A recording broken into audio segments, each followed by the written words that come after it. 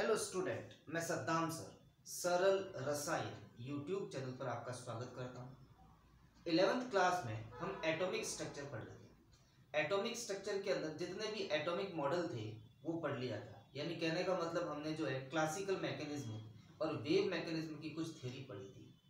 अब हमारा इस चैप्टर में जो रिमेनिंग पोर्शन बचा है उसको पढ़ना है। रिमेनिंग पोर्शन जो है फर्स्ट जो है वो ऑर्बिटल के बारे में है, ऑर्बिटल्स का शेप कैसे होता है, और नेक्स्ट उन ऑर्बिटल में इलेक्ट्रॉन कैसे फिलिंग करते हैं, नेक्स्ट इलेक्ट्रॉनिक कॉन्फ़िगरेशन, और लास्ट जो है स्टेबिलिटी ऑफ ऑर्बिट। तो आज जो हम बात करेंगे वो करेंगे ऑर्बिटल के बारे में। तो यहाँ पे फर्स्ट पॉइंट जो हमारा बनेगा ऑर्बिटल। अब फर्स्ट ऑफ ऑल ये समझने की रिक्वायरमेंट है कि ऑर्बिटल होता क्या है।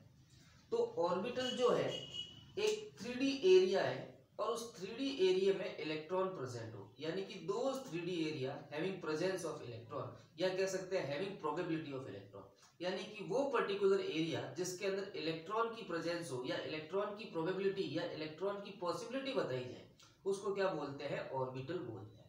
क्लियर है। लेकिन ऑर्बिट क्या होता है, हमेशा 2D होता है। ऑर्बिट 2D होगा और ऑर्बिटल क्या होगा, 3D होगा। ये आपको ध्यान रखना है।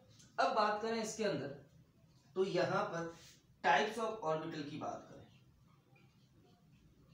तो टाइप्स ऑफ ऑर्बिटल में देखा जाए तो अपन ने टोटल जो है 4 टाइप्स ऑफ ऑर्बिटल पढ़े थे। फर्स्ट जो था एस ऑर्बिटल था, सेकंड जो था वो पी ऑर्बिटल था, नेक्स्ट जो था वो डी ऑर्बिटल था, और सिमिलरली लास्ट जो था वो एफ ऑर्बिटल था। अब हमें जो है इन चारों ऑर्बिटल्स के बारे में पढ़ना है। तो फर्स्ट स्टार्ट करते हैं हम इसके अंदर, जो हमारा है वो है एस ऑर्बिटल।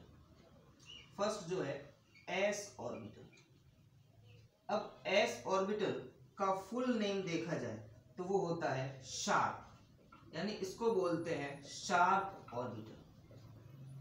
अब बात करें इसके शेप की, तो इसका शेप जो होता है वो स्फेरिकल शेप होता है, यानी कि एक गोला होता है। अब इसको रिप्रेजेंट करने की कोशिश करें 3D के अंदर, तो मैं यहाँ पर फर्स्ट ऑफ ऑल 3 कोऑर्डिनेट बनाऊंगा, एक्स एक्सिस, वाई एक्सिस, और नेक्स्ट जो है हमारे पास जेड एक्सिस। हमने क्या है कहा है, स्फेरिकल शेप, तो ये स्फेरिकल शेप। तो यहाँ पे ये क्या बता रहा है कि इस कोऑर्डिनेट के अंदर, इस स्फेरिकल एरिया के अंदर जो है इलेक्ट्रॉन प्रेजेंट हो सकते हैं। हम कोऑर्डिनेट चेंज भी कर लें तो भी स्ट्रक्चर तो क्या रहेगा, एज इट इज वही रहेगा। कोऑर्डिनेट को चेंज करने से कोई फर्क नहीं पड़ेगा। मैं यहाँ पे x ले लूँ, इसको z ले लूँ, इसको y ले लूँ, तो भी स्ट्रक्चर तो क्या रहेगा, वैसा ही रहेगा। यानी कि s ऑर्बिटल का जो शेप होता है वो स्फेरिकल होता है। अब s ऑर्बिटल का कोई भी डिवीजन नहीं है, यानी s ऑर्बिटल को फर्दर डिवाइड नहीं किया गया है। और ये ध्यान रखना है कि s ऑर्बिटल के अंदर मैक्सिमम जो है कितने इलेक्ट्रॉन आते हैं, 2 इलेक्ट्रॉन आते हैं। तो यहाँ पे कह सकते हैं कि maximum number of electron in s orbital is 2। अब कैसे आएंगी, रिप्रेजेंट करना चाहे तो सपोज करें मैं बॉक्स को जो है ऑर्बिटल की तरह रिप्रेजेंट करता हूं, यानी ये बॉक्स जो है s ऑर्बिटल को रिप्रेजेंट कर रहा है। अब इसमें कितने इलेक्ट्रॉन आएंगे, मैक्सिमम 2। तो एक इलेक्ट्रॉन को इस तरीके से लिखा जाएगा और दूसरा इलेक्ट्रॉन जो है उल्टा लिखा जाएगा। तो यहां पर ये जो इलेक्ट्रॉन है क्लॉकवाइज रोटेट कर रहा है, स्पिन कर रहा है, तो दूसरा इलेक्ट्रॉन क्या होगा, एंटी क्लॉकवाइज स्पिन करेगा। तो यहाँ पे आपको क्लियरली समझ लेना है कि एक ऑर्बिट के अंदर जो 2 इलेक्ट्रॉन होते हैं वो हमेशा अपोजिट स्पिन के होते हैं। और यही जो है फिलिंग ऑफ इलेक्ट्रॉन में थ्योरी आएगी, उसमें प्रिंसिपल आएगा पाउली एक्सक्लूजन लॉ, वो भी यही कह रहा है। और वो भी यही क्या कहना चाह रहा है कि एक ऑर्बिट के अंदर मैक्सिमम 2 इलेक्ट्रॉन आते हैं और उन दोनों इलेक्ट्रॉनों का स्पिन हमेशा क्या होता है, अपोजिट होता है। तो ये था हमारा एस ऑर्बिटल। नेक्स्ट बात करें इसके अंदर पी ऑर्बिटल। तो पी ऑर्बिटल कितने पार्ट में डिवाइड है उसके बारे में मैं बात करूं। तो नेक्स्ट हमारा जो है सेकंड ऑर्बिटल जो लेंगे हम इसके अंदर, यहीं पे ले लेते हैं पी ऑर्बिटल। पी ऑर्बिटल, इसका फुल नेम देखा जाए तो इसको बोलते हैं प्रिंसिपल ऑर्बिटल। नेक्स्ट बात की जाए इसका जो शेप होता है वो होता है डंबल शेप, डंबल शेप। अब अगली बात की जाए तो इनको जो है फर्दर जो डिवाइड कर दिया गया है किसके अंदर, 3 पार्ट के अंदर डिवाइड किया गया है। और वो 3 पार्ट कौन से हैं, px, py, pz, in part के अंदर डिवाइड किया गया। अब कैसे डिवाइड किया गया वो देखें इसके अंदर। तो पहले इसका स्क्रीनशॉट ले लीजिए, फिर आगे बात।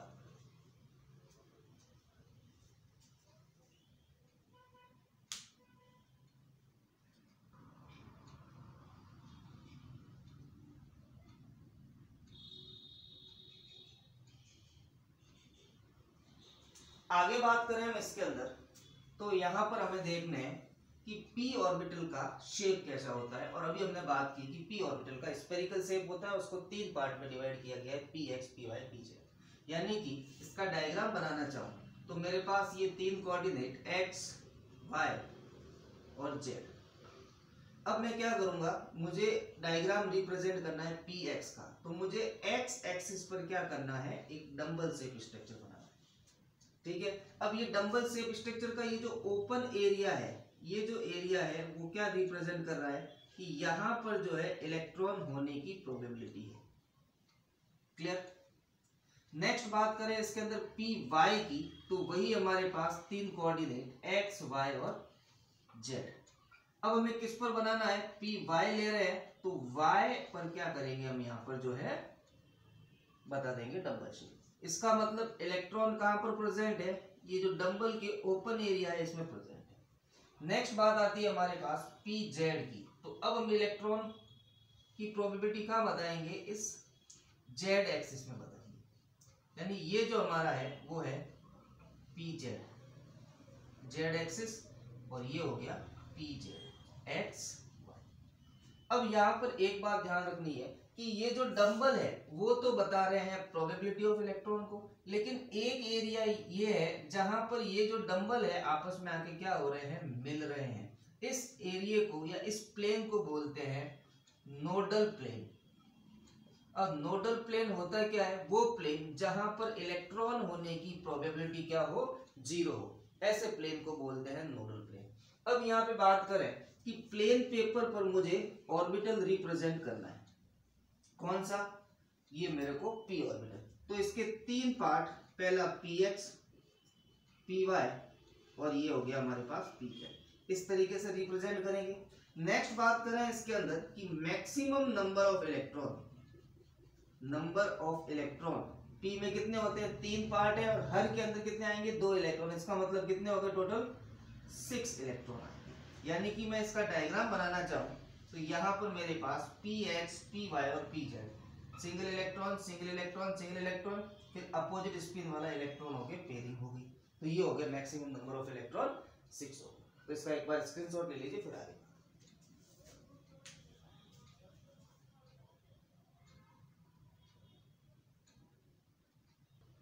नेक्स्ट बात करें इसके अंदर, हमारे पास अगला ऑर्बिटल जो है वो है थर्ड ऑर्बिटल, वो है डी ऑर्बिटल।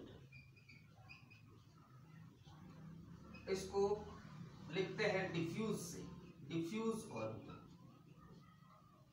नेक्स्ट बात आती है, इसका शेप देखा जाए तो इसका शेप होता है double dumbbell shape, double dumbbell shape. इसके पार्टीशन देखा जाए तो इसके जो होते हैं 5 पार्ट होते हैं, यानी कि डी ऑर्बिटल 5 पार्ट में डिवाइड होता है। अब कौन कौन से 5 पार्ट, उनको आपको लर्न करना पड़ेगा। तो फर्स्ट पार्ट जो है उसको बोलेंगे डी एक्स वाई। क्लियर है, एक्स वाई कोऑर्डिनेट आ गया, जेड नहीं आया। अब क्या करते हैं, डी एक्स जेड, यानी एक एक कोऑर्डिनेट को हटाते जाना है।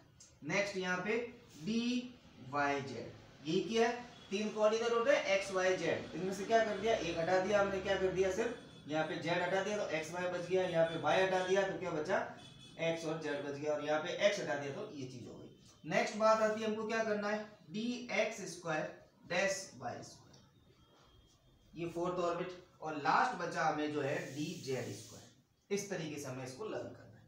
अब इनका शेप कैसा होगा, डबल डंबल होगा। उससे पहले बात कर लेते हैं कि 5 पार्ट होते हैं तो रिप्रेजेंट कैसे होगा। तो प्लेन पेपर पर या अपनी नोटबुक में रिप्रेजेंट करना चाहें तो first orbit, second orbit, third, और ये आ गया फिफ्थ अपने पास। तो इसको बोलेंगे d x y, d y z, d x z, d x square Y square, और लास्ट बचा डी जेड स्क्वायर। नेक्स्ट बात करें इसमें मैक्सिमम नंबर ऑफ इलेक्ट्रॉन कितने होंगे, मैक्सिमम नंबर ऑफ इलेक्ट्रॉन। तो आपको क्लियरली सीन हो रहा है 5 ऑर्बिट है तो कितने होंगे, 10 इलेक्ट्रॉन आएंगे, ठीक है। और वो कैसे आएंगे, 1 2 3 4 5 6 7 8 9 और 10 इस तरीके से फिलअप हो। अब बात करते हैं इसके अंदर, नेक्स्ट आगे देखा जाए इसका डायग्राम कैसे होगा। अब डायग्राम की बात करें यहाँ पे, तो सबसे पहले लेते हैं अपन डी एक्स वाई को। तो जो कोऑर्डिनेट लिख रहे हैं या जो एक्सिस लिख रहे हैं एक्स वाई, उनको सामने रिप्रेजेंट करो, ये एक्स और ये वाई, ठीक है। फिर रिमेन बचा है यहाँ पे जेड। अब ये ध्यान रखना है कि एक्स और वाई पर हमें ऑर्बिटल नहीं बनाने, उसके अलावा जो एरिया छूटा है, कौन सा, एक तो ये छूटा एरिया, इसमें इलेक्ट्रॉन हो सकता है, और कौन सा एक्सिस छूटा है, ये बन गया। तो एक्स वाई पे नहीं बनाना है, बनाना किस पे, उसके अलावा जो बचा होगा। तो 2 डंबल दिख रहे हैं, डबल डबल बोला हमने इसको। नेक्स्ट लेते हैं अपन इसके अंदर डी एक्स जेड। तो यहां पे मैं क्या लूंगा, एक्स, और यहां पे क्या लूंगा, जेड। जो नीचे लिखा है वो सामने दिखने चाहिए, और ये वाला जो एक्सिस है वो पीछे की तरफ है, तो ये हमारा वाई।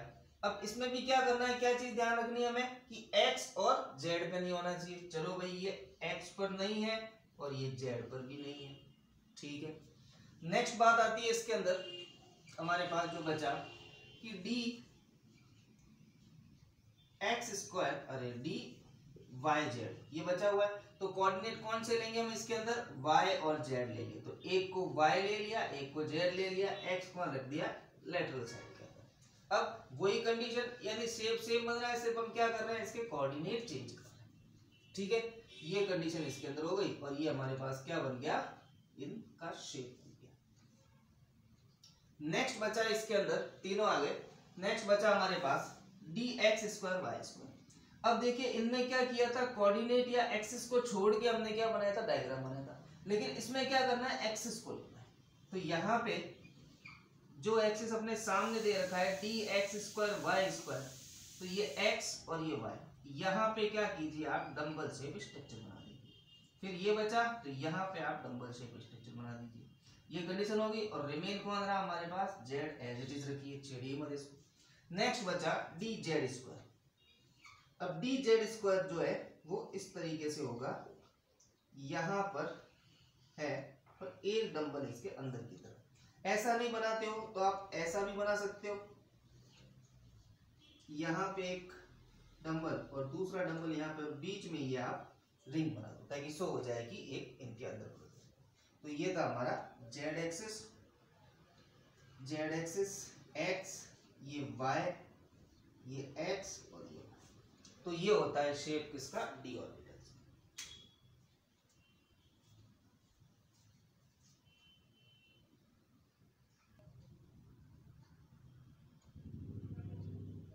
नेक्स्ट जो हमारे पास बचा F orbital. F orbital 11th के सिलेबस में एफ ऑर्बिटल का स्ट्रक्चर नहीं है, और नहीं जो है कंपटीशन के अंदर इसका स्ट्रक्चर है। बस इसके जो ऑर्बिटल है उनके नाम ध्यान रखने हैं। तो फर्स्ट ऑफ ऑल हम बात करें इसको, फुल नेम इसका फंडामेंटल ऑर्बिटल बोलते हैं इसको। नेक्स्ट बात करें इसका स्ट्रक्चर जो होता है वो कैसा होता है उसके बारे में। तो इसका स्ट्रक्चर जो है complex structure, complex 3D structure होता है। तो नॉर्मली प्लेन पेपर पे ये चीज नहीं बन सकती, क्योंकि एक साथ 6 6 8 8 लोब्स अपने को रिप्रेजेंट करने पड़ते हैं, तो इस कारण से ये नहीं हो सकता। अब नेक्स्ट बात करें इसके अंदर, कॉम्प्लेक्स 3D से स्ट्रक्चर हो गया। अब बात करते हैं इसके पार्ट। तो इसके 7 पार्ट होते हैं। अब ये पार्ट कौन कौन से हैं उनको थोड़ा याद रखना पड़ेगा अपने को। तो फर्स्ट बात करें, फर्स्ट लेते हैं अपन एफ जेड का क्यूब, फर्स्ट ये। नेक्स्ट जेड का क्यूब करना है यहाँ पे। नेक्स्ट यहाँ पे देखें F x Z square. Next देखें इसके अंदर वाई जेड स्क्वायर। क्या किया, एक बार जेड का क्यूब किया है, फिर एक्स का स्क्वायर, फिर वाई का स्क्वायर, ये हो गया। नेक्स्ट बचा एफ एक्स वाई जेड, ये तीनों एक साथ लिख लें, 4 हो गए। अब रिमेन बचे, तो अब यहाँ पे क्या करेंगे, एफ एक बार लिख दिया एक्स, एक्स का स्क्वायर वाई का स्क्वायर, फिर एफ वाई एक्स का स्क्वायर वाई का स्क्वायर, नेक्स्ट एफ जेड और यहाँ पे एक्स का स्क्वायर और वाई का स्क्वायर। अब यहाँ पे मैक्सिमम नंबर ऑफ इलेक्ट्रॉन और कैसे रिप्रेजेंट करेंगे प्लेन पेपर पे, तो इसको रिप्रेजेंट करने के लिए ये एक बॉक्स बनाया, इस बॉक्स में अपने को क्या करना पड़ेगा, 7 जो है डिब्बे रिप्रेजेंट करने पड़ेंगे, 1 2 3 4 5 6 और ये लास्ट आ गया 7। तो फर्स्ट होगा एफ जेड स्क्वायर, फिर आगे से आगे से चलता रहेगा। नेक्स्ट बात आती है इसके अंदर मैक्सिमम नंबर ऑफ इलेक्ट्रॉन। तो मैक्सिमम नंबर ऑफ इलेक्ट्रॉन जो इसके अंदर आते हैं वो देखा जाए तो 7 है, इलेक्ट्रॉन कितने आएंगे 14। तो first electron, second, third, fourth, fifth, six, seventh, 8th 9th 10th 11th 12th 13th 14th। Clear. तो इस तरीके से हमारे पास जो है ये ऑर्बिटल आ गए और इन ऑर्बिटल की स्टडी हमने कर ली। तो आज हम इतनी बात करेंगे। नेक्स्ट टॉपिक में बात करेंगे कि इन ऑर्बिटल्स के अंदर जो इलेक्ट्रॉन फिलअप कर रहे हैं वो कैसे करते हैं। 2 लॉ तो मैंने आपको पहले बता दिए, एक तो ये बताया कि हमेशा क्या होता है, एक सेम स्पिन वाले नहीं होते। दूसरी बात क्या है कि पहले एक एक इलेक्ट्रॉन भरा जाता है, पहले हाफ फील्ड करते हैं, फिर जो है इलेक्ट्रॉन की पेयरिंग होती है। 2 रूल्स तो मैंने आपको यहीं पे बता दिए। तो नेक्स्ट क्लास में बात करेंगे अपने नेक्स्ट टॉपिक की। Thank you.